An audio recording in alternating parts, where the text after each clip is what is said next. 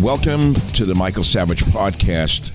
Are we on the verge of a nuclear war? You think this is just rhetoric? I hope it is. But something just came out as we were about to put this away and get it ready for posting for you to listen to about the drone attack that took place on the Kremlin.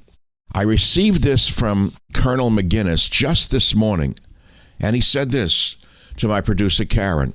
He said, Karen, Dr. Savage's sense about the seriousness of the drone attack took on more importance given statements from both Putin's spokesman and a former Russian president, and it comes from Robert Lee McGinnis just this morning as we go to press. And the article is no article. He wrote this morning. It says, Russia accuses Washington of alleged drone attack on Moscow's Kremlin. And here is what Colonel McGinnis wrote just today. It's not a laughing matter when the world's largest nuclear state accuses the other leading nuclear power of attacking its center of government with the intent to kill the head of state. This was either a false flag operation or the Vladimir Putin government is getting desperate. Both Washington and Kiev denied the Kremlin's allegation that they had anything to do with the two drones that allegedly struck Moscow's Kremlin citadel. However, the fact that Putin's spokesman Dmitry Peskov accused Washington is very significant. We know very well that decisions about such actions, about such terrorist attacks, are made not in Kiev but in Washington, unquote. Over the 14-month history of Russia's war against Ukraine, the Kremlin increasingly linked the U.S. to the war. The Biden administration argues it is only arming Ukraine to defend itself and for that nation to retake territory Moscow has illegally seized. Meanwhile, Colonel McGinnis goes on to say today, in the wake of the drone attack, former Russian President Medvedev called for the assassination of Ukrainian President Zelensky. Spokesman Peskov declined to say whether Moscow considers Zelensky a target, even though it was widely reported early in the war that Russia's Wagner Group, had a hit team inside Kiev. It is yet to be determined whether the alleged drone attack on the Kremlin is a false flag operation to create a pretext for Moscow to escalate operations beyond Ukraine, Colonel McGinnis writes. It is obvious that key Russians are pushing that view, and therefore perception may dangerously trip into reality. He concludes as follows. The Biden administration should have long ago secretly negotiated an end to this war. The conflict has already unsettled the world's economy and left many hundreds of thousands of dead, and cost hundreds of billions of dollars in arms, not to mention the damage done to Ukraine. It's way past time all sides get serious about ending this war before hostilities spill beyond the boundaries of Ukraine and directly involve both NATO and the United States. That came to us this morning from Colonel McGinnis. Now, I should add that the headlines themselves are quite alarming. Russia claims U.S. masterminded drone attack on Kremlin. We go to the left-wing Drudge Report. The left-wing Drudge Report says Russia says USA masterminded drone attack on Kremlin. Is it real or a false flag? Zelensky visits International Criminal Court. Is that to commit himself to the criminal court? Oh, I see. That's lining up Putin. I see. Ukraine's leader takes plea for justice to War Crimes Court. He's escalating as fast as he can the conflict, and people have to step in and stop this right now before it's soon too late. This is getting out of control. We cannot let a Zelensky of the world drag the world into a world war, can we? My God, it's getting worse.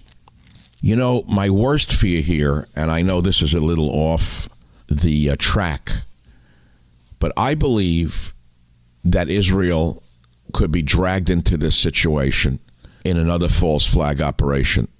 You say what? Well, that's going to be time for another podcast. I believe it's plausible that Russia itself could set up a nuclear strike on Israel and claim Iran did it in order to drag Biden and his fools, his band of unmarried pranksters, into yet another war. Anything is possible with these college lunatics. This is Michael Savage. We're living in very perilous times. Pay attention, and thank you for listening. Michael Savage, a host like no other.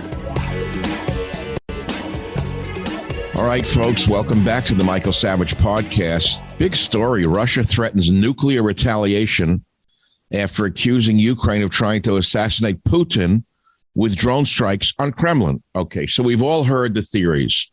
It's a false flag by the FSB, and Russia's now using this as an excuse to go after Ukraine. Ukraine says they didn't do it. I don't know who to believe, truthfully. I don't trust Zelensky as far as I can throw an elephant any more than I trust Putin personally.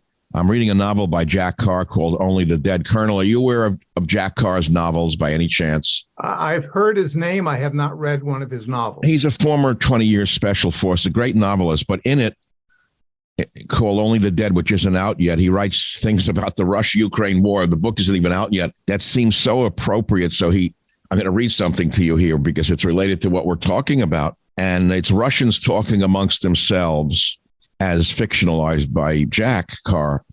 And he talks about this. He says, sanctions on Russia and military aid for Ukraine, Kozak said. He liked to use the American legal and military vernacular to help describe things. He said they exploit the compassion of their own people to enrich their friends in the defense industry. They accuse us of consolidating power and wealth in the hands of an oligarchy when they have the very same system in the United States. Politicians, defense tech, pharmaceuticals, they have their oligarchy too. They just refuse to acknowledge it. And then he says, their Time magazine just praised the Ukrainian president as their, quote, man of the year, Levitsky offered. They honor a man who outlaws opposition parties, shuts down the Ukrainian Orthodox Church, and uses American tax dollars to solidify his grip on power. So that's the Russian cynical view of Zelensky, the American hero. And here in this country, we hear that we're about to run out of money, but we just authorized, that is, Biden authorized another $300 million for Ukraine. We can't afford this. We know that. Videos emerged from Moscow showing an explosion of a drone over the Kremlin. And again, as I repeat myself, Russia says this was an assassination attempt on Putin. Ukraine swiftly denies any such plot. Colonel, you're the military man. What do you think is going on here? Yeah, I tend to think it is false flag, Dr. Savage. Before the war, Wagner was over in Kyiv trying to assassinate Zelensky. They failed. And this time around, of course, with Russia, with massive casualties, their economy not doing so well, Putin losing domestic support, and the oligarchs just raving mad at him because of what he's done to the economy, that you would expect that he would look for some sort of out. Right. Now, it's not as if the Ukrainians couldn't buy off the shelf some drones. I do believe they used some drones months ago to attack a Russian strategic airbase a few hundred miles from their border. They probably had special forces people take those up nearby and use them to attack those Tu-95s. However, it could also be that some internal dissent, some people that you just don't like Putin for a variety of reasons, whether they're Chechens or, some disgruntled Syrians because of Russian participation in that war, and a host of other players. So there are a lot of suspects here, but, Putin does not stay in the Kremlin. He stays south of town in his dacha. He is not the type of person that is easily going to be found because FSB is around him all the time. And so this is just, Kremlin spin, and we should expect that. Lying is just part and parcel of what they do every day with their, PR campaigns, their propaganda that they spread all over the world. Well, my first instinct was, since nothing really happened from the, quote, drone attack, that Russia was going to use it as a pretext to retaliate, so-called.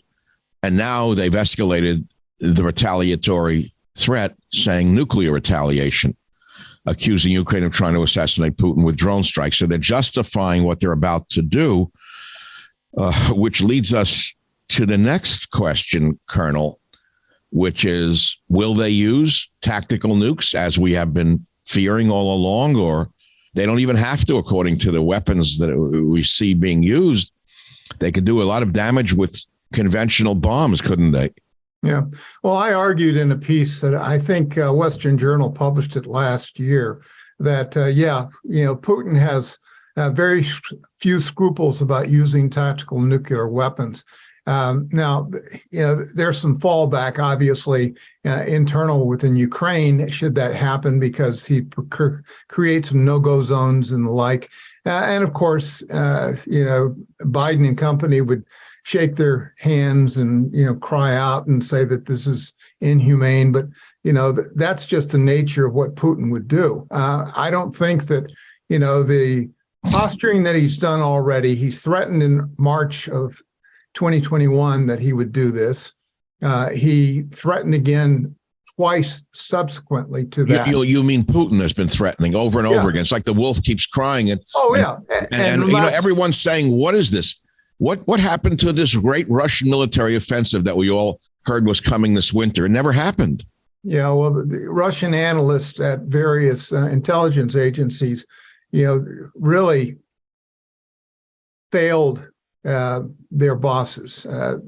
Back in the Cold War, when I was in Europe, and I actually went to Russia during that time, we knew pretty well what they had and the reliability of their T-62s and T-55s, how many they had, where their various munitions were stored, what their plans were, and the like. I think we just totally lost the focus, and the people that were advising NATO and the people advising even the U.S. government just did not understand the Russians, much less their capabilities. Well, Colonel, that's because we didn't have enough transsexuals in the intelligence service.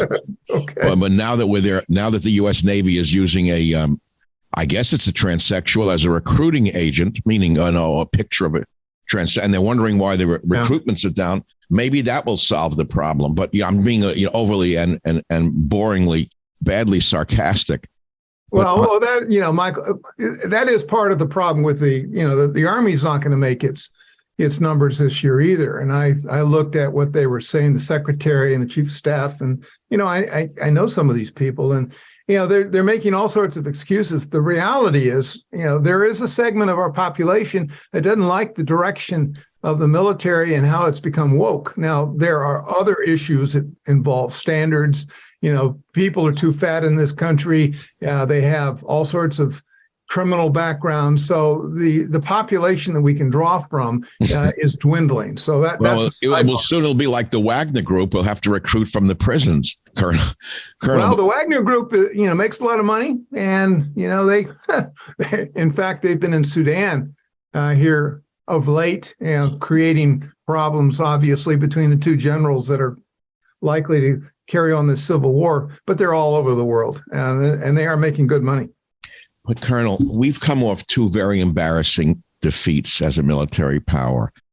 I don't have to mention them again. Iraq and Afghanistan, they were embarrassing defeats for sure. We can't meet recruiting goals. We're dependent on Canada, OPEC, and Russia for the oil that runs our economy, and our national defense. And most of the products in our shelves right now come from China. And the precursor drugs, as we all know, for our antibiotics also come from China. So we're rather a dependent nation under Biden.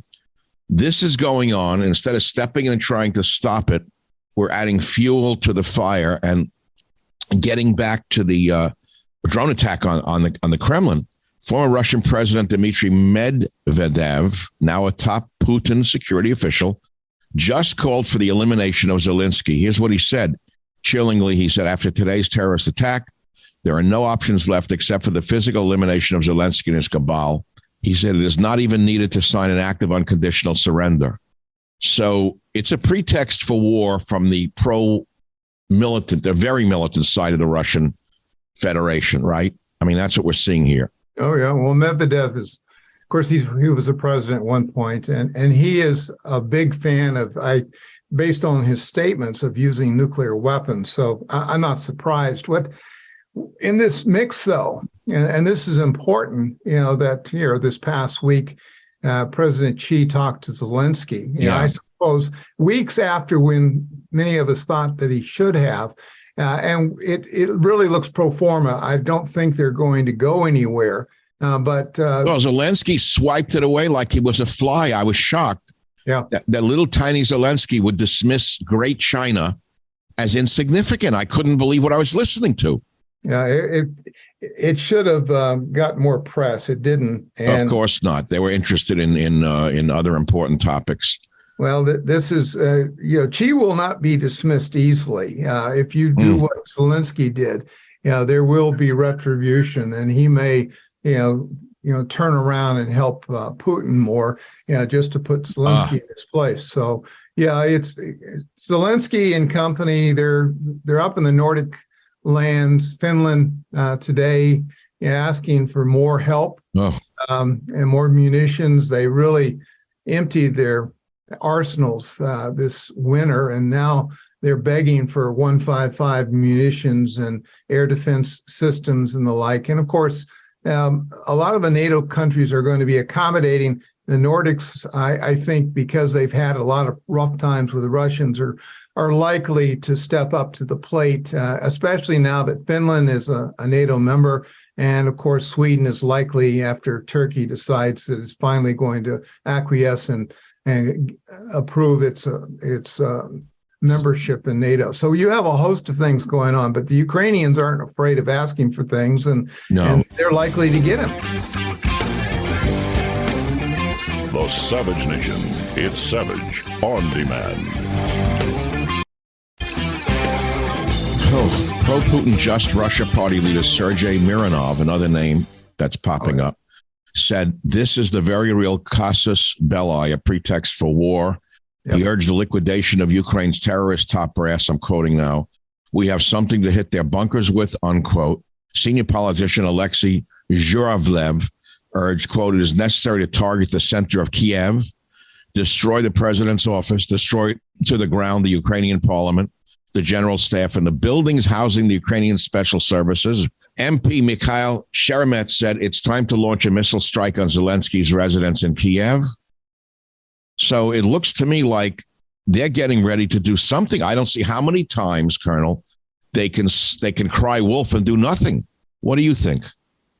No, certainly they're fanning the flames for nationalism and saying that Russia, Putin, and the capital have been under attack by the Ukrainians, and therefore that justifies pulling out all stops. Now, where they in fact do stop is the big question. Whether it will go nuclear is hard to know. I know that earlier in the last day or so, they failed to launch some rockets that were aimed at Ukraine from Tu-95 over the Caspian, which would have been a good standoff, and they were just practicing that, but they failed.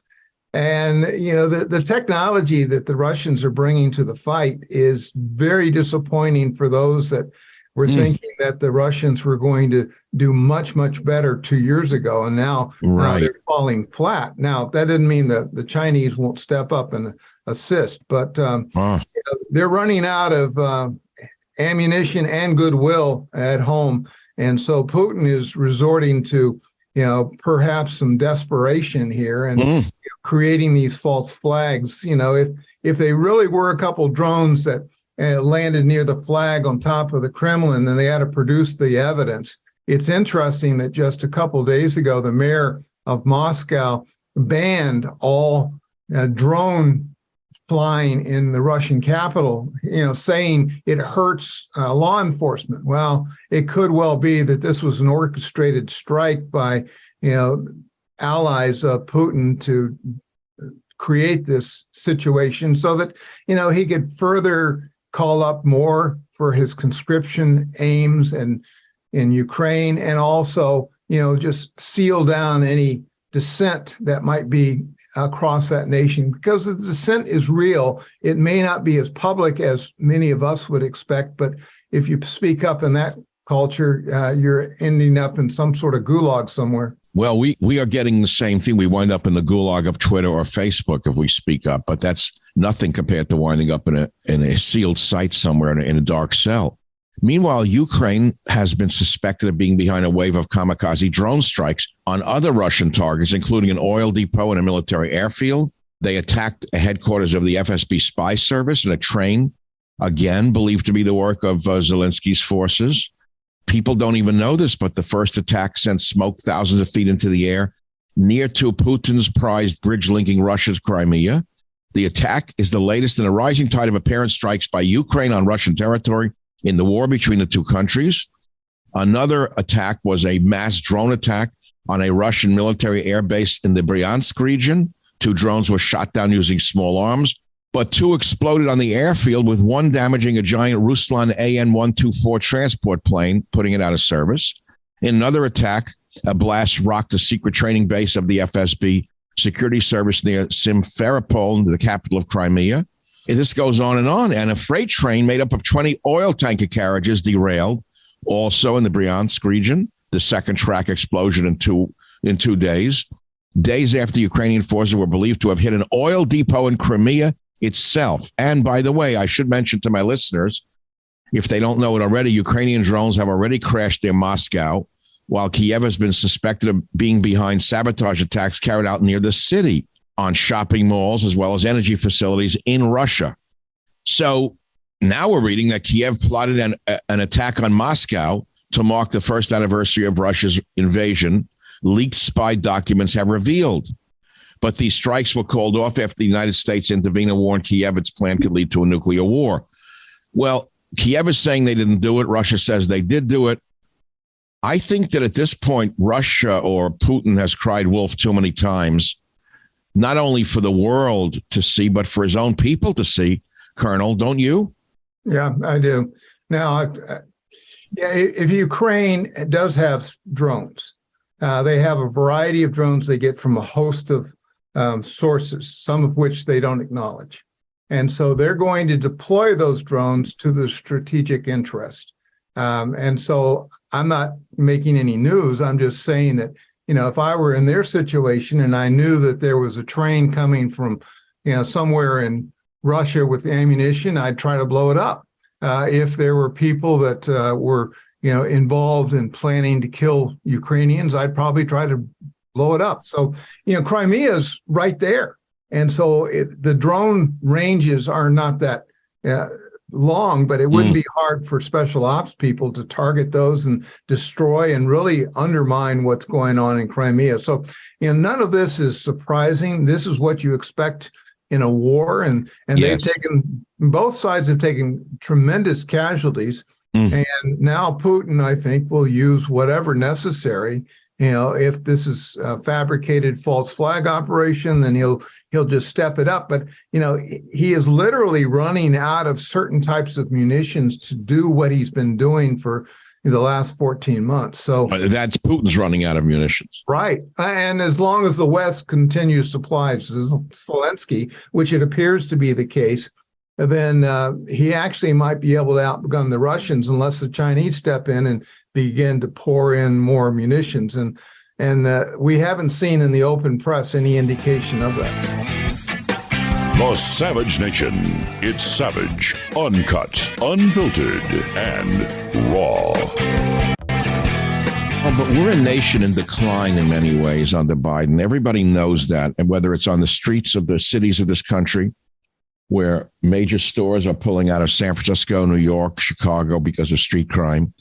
It seems to be a lawlessness pervading the land under Biden, and an international lawlessness, almost a madness from my point of view, meaning no attempt to stop this conflict, only to make it worse.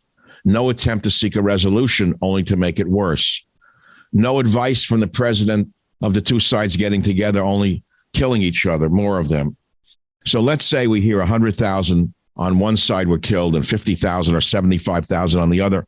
These numbers are enormous. Enormous numbers of men have died. 8 million Ukrainians have been driven out of their homes.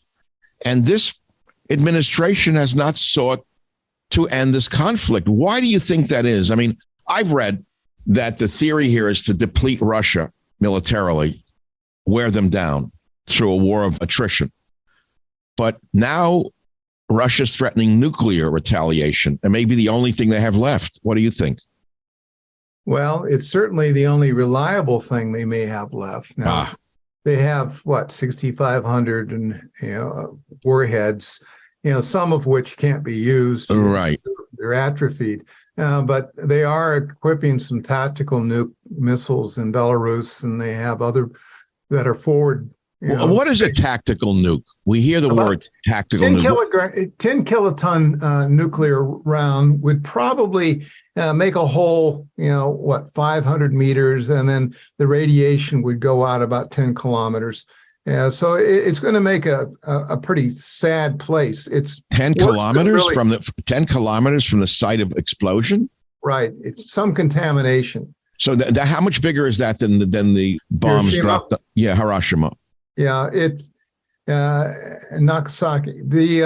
Those were much smaller than some of what we consider tactical nuclear weapons. Smaller. today. So the ones dropped on Japan was smaller than the so-called tactical nuclear weapons, and they're called tactical meaning because they're limited, so-called in the scope of damage. Right? The scope of damage and also the range that we would, fire them from friendly forces, and how we would deliver. We used to have artillery rounds that were nuclear artillery rounds. And during the Cold War, when I was on the border, we would plan to deploy in the middle of large phalanxes of Russian T-62 tanks coming toward us. We were planning to drop, those, and that would fry the whatever was below it.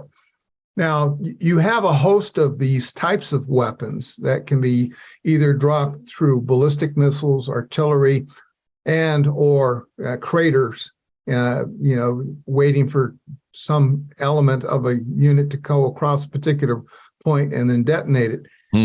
Most of what the Russians are threatening are on short-range ballistic missiles. Like I say, in Kaliningrad, Kalinistan, I forget the name of the little place just north of Poland that belongs to the Russians. And also you have the new movement in Belarus, which is just north of Ukraine. And then, of course, you have likely some in Crimea, which is under attack, as you indicated earlier. So, the use of nuclear weapons or chemical weapons, the Russians, we believe, probably still have. They had a massive inventory. Supposedly they were destroyed, but you can't believe the Russians on anything. And then, of course, we're used to their bluster. We're used to their, well, they've always done that. They did it certainly during the Cold War, and I don't think they, limited what they've done over the last, number of decades post Cold War. I've had a nightmare that we're liable to nuke Moscow before long. I had a terrible fear of that. What do you think? That who would? We, the United States, could step in and nuke Moscow out of some foolish idea that we could end the war by doing that. What do you think? I mean, that's a crazy thought. I understand. I don't, as irrational as the Biden administration, I think there are enough people with some common sense in Europe that would actually have some sort of control over our tactical and our strategic nukes. That I don't know. It's like 10 days in May to me. We don't know who's in charge of anything. Here's another headline similar to what we heard earlier. Ranting Moscow security chiefs, including former President Medvedev, call for Zelensky to be assassinated and Kiev destroyed in nuke revenge for drone strikes. The Kremlin, as Ukraine denies trying to blow up Putin. So if you're playing a silly game of public relations back and forth and bluster and whatnot, Russia has to act now, don't they? Well, yeah, I think it was a pretext. I've been saying that, throughout the program. I think. Well, Russia's seeking to unite their own people behind the president. Yeah, that's a twofold effort. They would like to get rid of Zelensky because he's kind of the nationalist that is drawing that country and keeping the weapons flowing and rallying the troops. But I think they'll do their best to send Wagner in there to assassinate him and his family and those around him. So that's probably something that they'll ratchet up. Whether or not the calculation, I think you have to ask the Chinese if they're going to allow Putin to drop a 10 KT or something in downtown Kiev, because I don't think the Chinese want that for economic reasons, because it would, they're already too close to Putin by perception. And so I don't think that's going to take place. Now that, Medvedev is kind of the mouthpiece for Putin here, because you're not going to hear things from Putin, but you will from Medvedev and some of the people in their parliament, as you've already quoted from. And they're the typical people that are, making the incendiary statements and the posturing. But I think Putin is more rational than that at this point. He wants to survive. Now, if someone actually wanted to assassinate him, it would probably be from inside and not from a drone strike against the flag on top of the Kremlin, which is, the height of lunacy. Well, neither of us know what's going to happen, obviously. We're just speculating, which is okay. Right. They're intelligent speculations. I mean, I'm not a military man, but I'm a very skilled political analyst, from at least I think so. You're a very skilled military person. You've been around a long time, and you have a great background. And we've spoken before, and we don't know what is likely to happen, except we know for sure that Biden is not going to ask for peace. That's almost 100% sure that this administration seems to be for war, not peace. And I do not understand the rationale behind this other than stupid assumptions or a greedy military industrial complex run by consultants who simply want more money for the military industrial complex. There's no way to even talk about it. I mean, you've got a parasitic class called, what do they call them? The ones who go into Congress and lobby them, lobbyists. They're parasites. And they accelerate the demise of America. They're like a cancer destroying the country from within. And I sometimes think they're making the decisions for the nation. Well, the lobbyists often do. They're the ones that, take in the briefings that are put together nicely. Yeah. And make the compelling arguments as to why we should do things. Now, there's no question the military industrial complex that was Eisenhower warned about is alive and well today. I personally know a lot of that, and I can't talk about some of it. No, I'm sure you can't, and I'm sure you've counted it. Of course, and there's no country to them. There's no nation. It's only the bottom line. Yeah, there's a lot of money in this. Now, Mr. Biden came into office, and even before he came in, he said he was going to transform America. Well, how do you transform America? You distract them with what's going on, perhaps overseas, and you open the border, you ruin the economy, you tell men that they're women. You do everything that he's done, which is a long list. Oh boy! Of dividing the people in a way that we fight against each other, and of course, as a result, we see drug use rise, crime out of control. Things that a prudent president, one that cared about America, would not allow to happen. But yet, this is where we are today.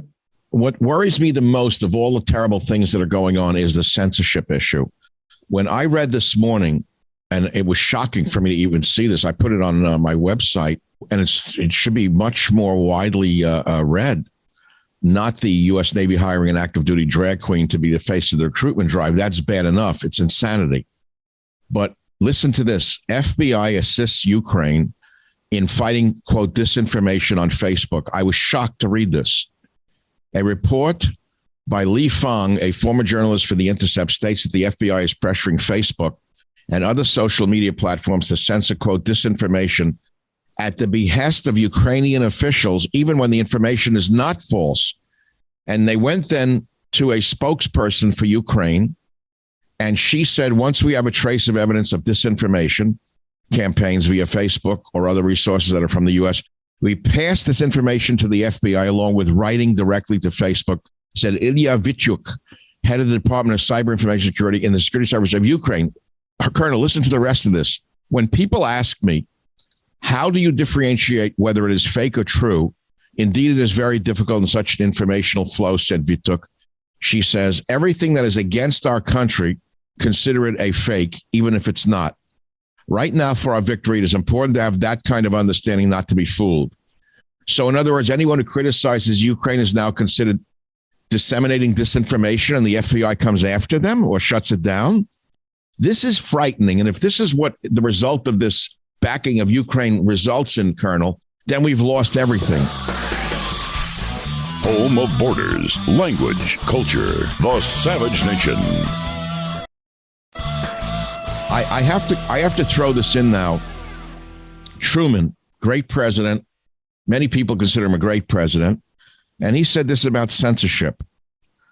He said this: once a government is committed to the principle of silencing the voice of opposition, it has only one way to go, and that is down the path of increasingly repressive measures until it becomes a source of terror to all its citizens and creates a country where everyone lives in fear, unquote. Can anyone believe this? That was in Truman's day in the 1950s. I don't doubt it. You know, PSYOPs is real. Information operations is real. I will tell you, in 2003, I was part of an information operations group in the Pentagon.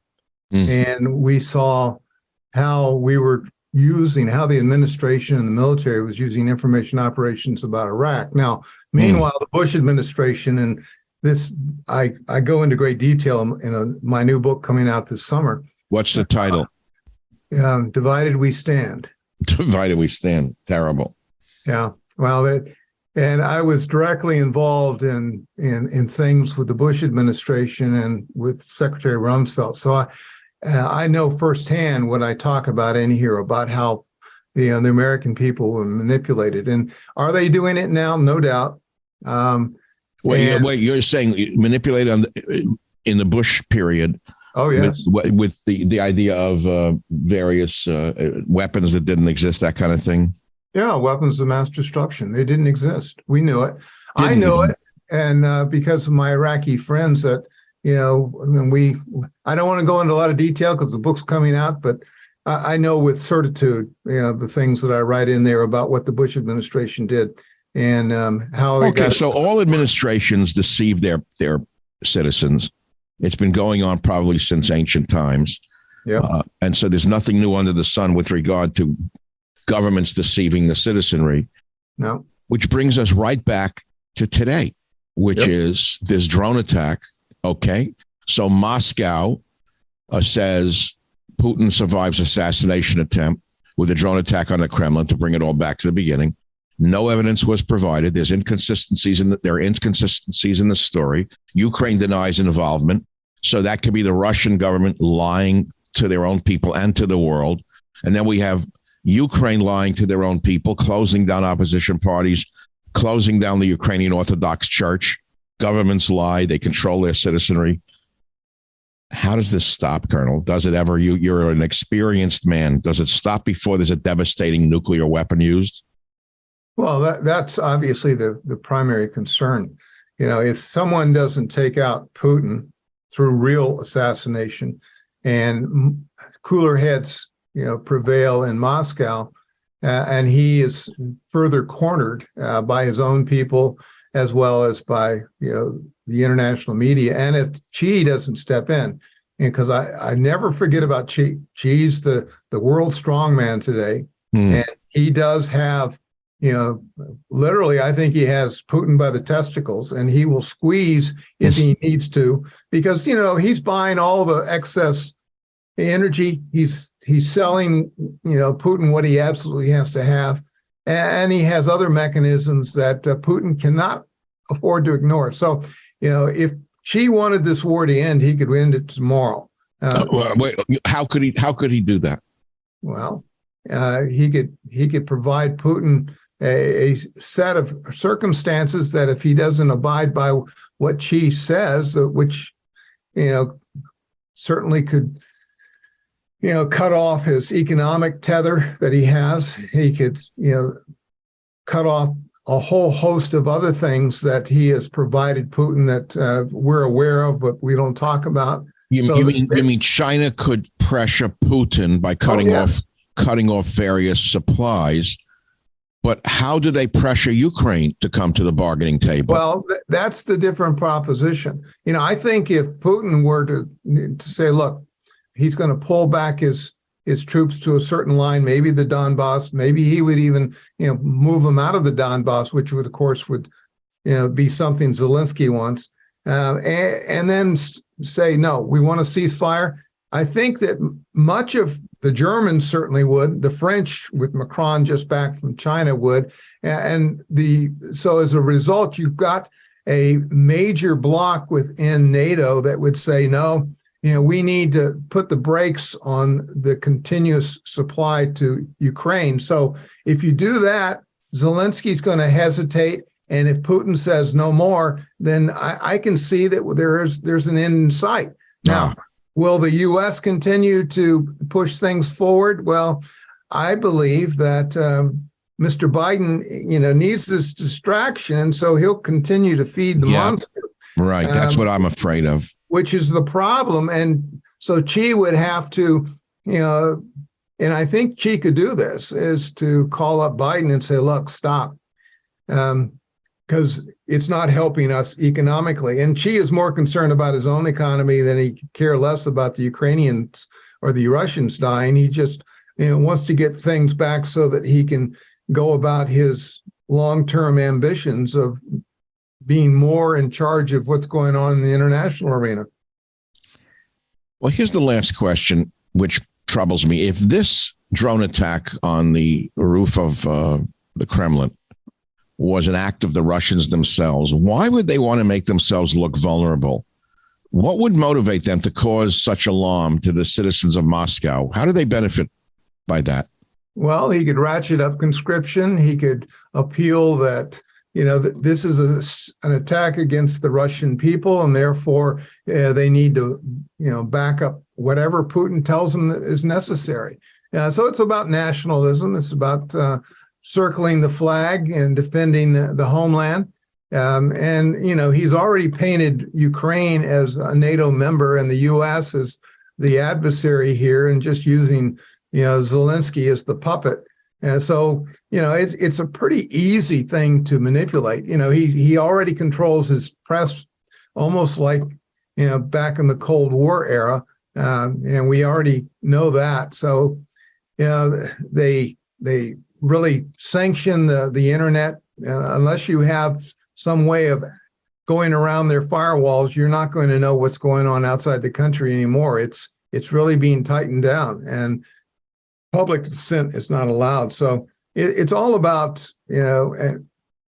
nationalism. It's all about what Putin wants. And as long as he's in there and he's got the likes of Medvedev and others that are, singing his songs, then, we'll continue the killing, and we'll continue the sad state of affairs in Ukraine. Well, the Navy's hired an active duty drag queen to be the face of the recruitment drive. That's very intelligent. Yeoman Second Class Joshua Kelly, who has a stage name of Harpy Daniels, oh goodness, is now the head of recruitment for the U.S. Navy. And I think that's definitely going to help our position against Russia, don't you? Oh, yeah. Navy digital advisor. What kind of administration would do a thing like this? Well, the Chinese are laughing at us. They just love this stuff, Dr. Savage. We look like a bunch of morons when, we're allowing our fighting forces to be intimidated like this. And obviously, we're not making our recruitment numbers, and, we're marginalizing our fleet. We're not buying the types of weapons and restocking the weapons. In fact, we're letting our arsenals deplenish for a war that this president has failed to explain why we're, spending 150 billion or whatever it is, the latest number. So there's a lot of things that are going on that may not make sense, but I think for the most part, this is by design for the Biden administration to redo America in their own image, something that I think most of us just are. Here's what they said. Lisa Franchetti, Vice Chief of Naval Operations, Admiral Lisa Franchetti. I doubt she could drive my 12-foot launch with a 20-foot Yamaha, but she's the Vice Chief of Naval Operations. I don't think she could start my Yamaha engine. She said the Navy is projected to fall 6,000 recruits short, 16% short of its fiscal year goal. And to attract the most talented and diverse workforce, they brought in a drag queen. I rest my case, Colonel. We're living in insane times. Yep. Certainly not the times that you were in the military. Certainly not the West Point that you knew. Nothing of the world that I knew is the same. And I don't know how this ends. I have no idea. But I want to thank you again for taking the time out of your busy schedule. We look forward to your new book, Divided We Stand. When is that coming out, Colonel? End of July, Dr. Savage. Well, let's hope that we have a civilization left with printing presses and ink by then. Colonel, have a wonderful rest of the day, and let's hope to God that cooler heads prevail. Thank you, Dr. Savage. Thank you, sir. Pleasure to speak with you today. Appreciate it. Well, thank you very much for listening to today's podcast. I hope you've enjoyed it and you'll learn something from it. We have about 400 other episodes available for you to listen to absolutely free. You can go back into our vast library of podcasts and listen to any one of them at any time. And remember this, if you want to listen to my podcast ad-free, sign up for the Savage Premium membership and get access to ad-free podcasts as well as some premium content from our Savage archives. How do you sign up for those ad-free podcasts? Please visit michaelsavage.com for a link. Again, thank you for your listenership. This is Michael Savage.